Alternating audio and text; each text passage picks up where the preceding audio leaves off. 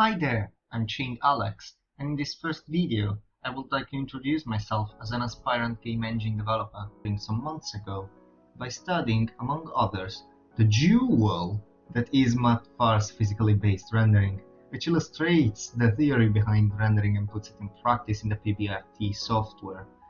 I recommend playing with it, by the way, since it allows you to create breathtaking scenes with minimal effort. I leave a link in the description.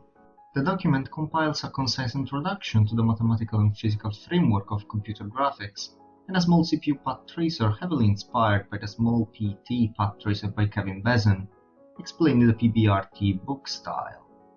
This suggests that a highly parallel processor such as the GPU is a natural fit for the task at hand. Now, as the GPU is a peripheral device attached to the host, your CPU, through the PCIe bus, it is protected by the operating system, and we can access it only through the OS itself. Thing is, the OS itself doesn't know how to access it right from the start. We have to download the device driver.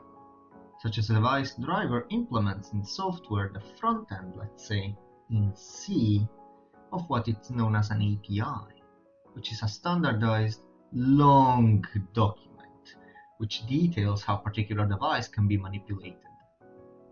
The other half of the API formula, the backend, is implemented by GPU vendors. GPU APIs can be, loosely speaking, divided into categories: C++ extensions or shader-based.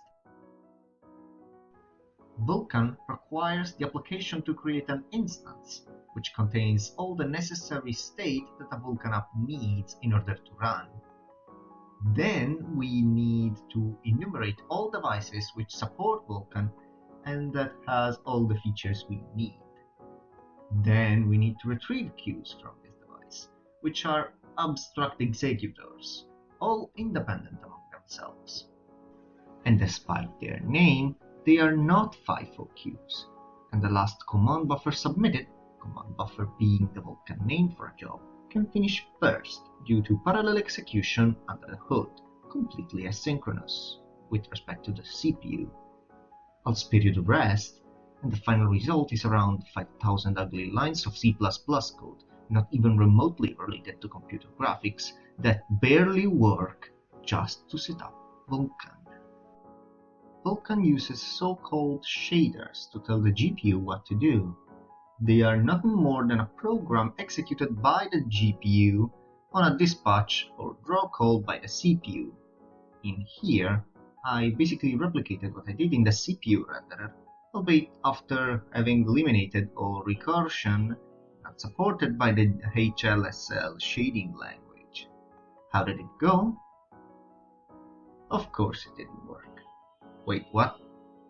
I tried to cobble together a revision version. Every time I hit run, the resulting image got worse and worse. And this doesn't even remotely resemble the scene now.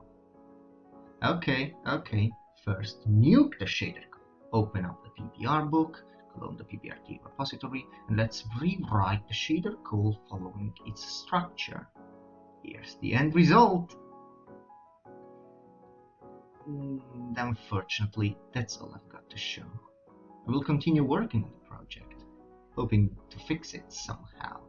By the way, anyone is free to take a look in my GitHub repository, of which I'll leave a link down there.